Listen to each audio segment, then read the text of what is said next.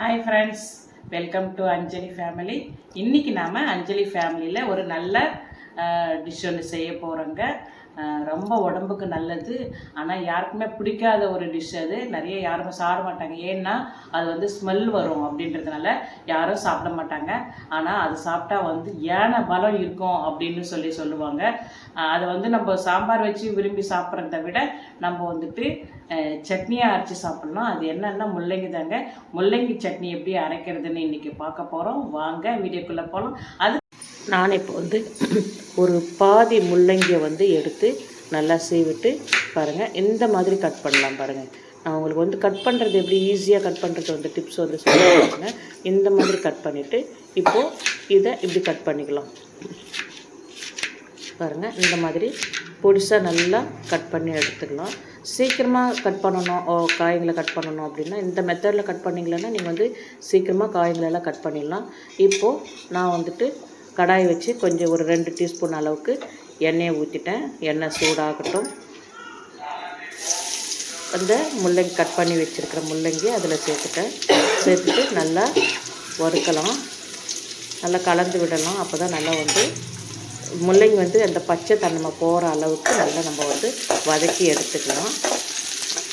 நல்லா அந்த பச்சை வாசனை எல்லாம் போயிடும். அதனால் அதை நம்ம இந்த மாதிரி வதக்கி எடுத்துக்கலாம்.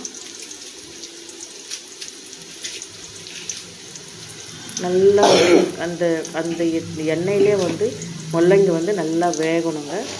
அப்போ தான் வந்து அந்த பச்சை வாசனை வராது, நம்ம சாப்பிட்றதுக்கும் நல்லா இருக்கும். அப்படி அதனால தான் நம்ம வந்துட்டு நல்லா இந்த முள்ளங்கியை வந்து நல்லா எண்ணெயில் போட்டு நல்லா வதக்கி எடுத்துக்கலாம்.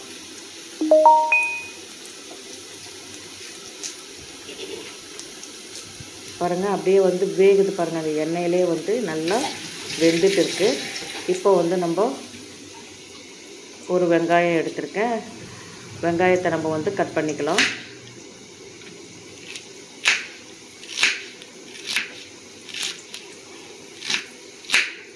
ஒரு வெங்காயம் நல்லா கட் பண்ணி எடுத்து வச்சுக்கிறோங்க.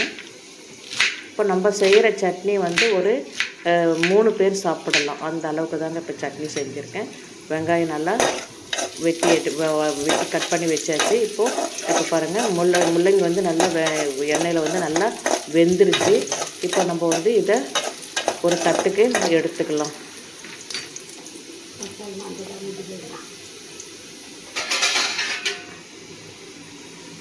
அவ்வளோதாங்க.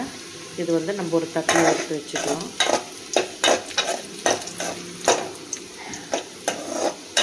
நல்லா வந்து ப்ரௌன் கலராக வர்ற அளவுக்கு பாருங்கள், ப்ரௌன் கலராக வர்ற அளவுக்கு நம்ம வறுத்துக்கணும். அப்போ தான் வந்துட்டு நம்மளுக்கு அந்த பச்சை வாசனை வராது. பார்ப்பா, இப்போ வந்து வறுத்து எடுத்தாச்சு. நல்லா வதங்கிடுச்சு. கலர் வர அளவுக்கு நல்லா வதங்கிடுச்சு. இப்போ வந்து நம்ம ஒரு தட்டில் அதை எடுத்து வச்சுக்கலாம். எடுத்தாச்சு.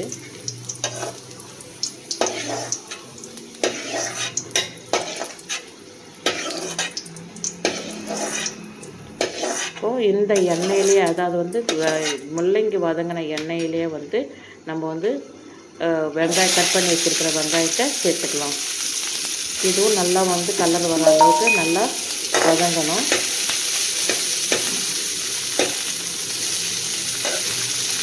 நல்ல கலர் வர அளவுக்கு நம்ம வந்து வதக்கி எடுக்கணும். பாருங்கள், வதங்கின்னு இருக்குது. அடுத்து நம்ம வந்து தக்காளியை கட் பண்ணிக்கலாம். கொஞ்சம் தேவையான அளவுக்கு நம்ம வந்து உப்பு சேர்த்துக்கலாம். உப்பு சேர்த்து நம்ம வதங்க விடலாம்.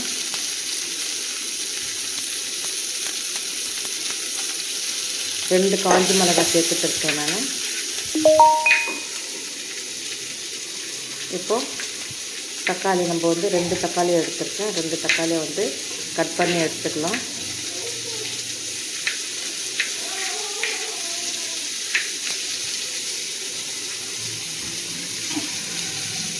ரெண்டு தக்காளி நல்லா கட் பண்ணி எடுத்துக்கலாம்.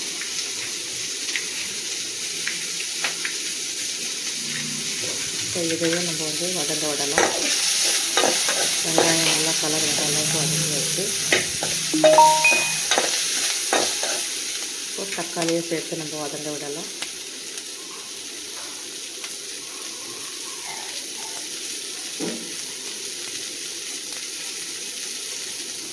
நல்லா கொஞ்சம் பொன்னிறம் வர அளவுக்கு நம்ம வதக்கி எடுத்துக்கணும்.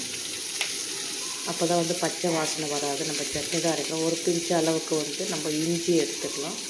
இஞ்சி வந்து நல்லா ஜீரணம் ஆகிறதுக்காக தாங்க இஞ்சி சேர்த்துக்கிறோம். நல்லா டேஸ்ட்டும் கொடுக்கும், ஜீரணமாக ஆகும். கொஞ்சம் இஞ்சியை வந்து நம்ம கட் பண்ணி சேர்த்துக்கலாம்.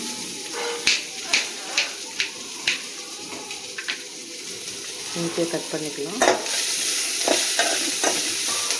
இஞ்சியையும் சேர்த்தாச்சு. இப்போ நம்ம வந்து தக்காளியையும் சேர்த்துக்கலாம். தக்காளியை சேர்த்து நம்ம வதங்கி எடுத்துக்கலாம். நல்லா வதங்க விடணும். அப்போ தான் வந்து பச்சை வாசனை போகிற அளவுக்கு வதங்கினா தான் வந்து சட்னி அரைச்சினா நல்லாயிருக்கும். வதக்கியாச்சு. இப்போது நம்ம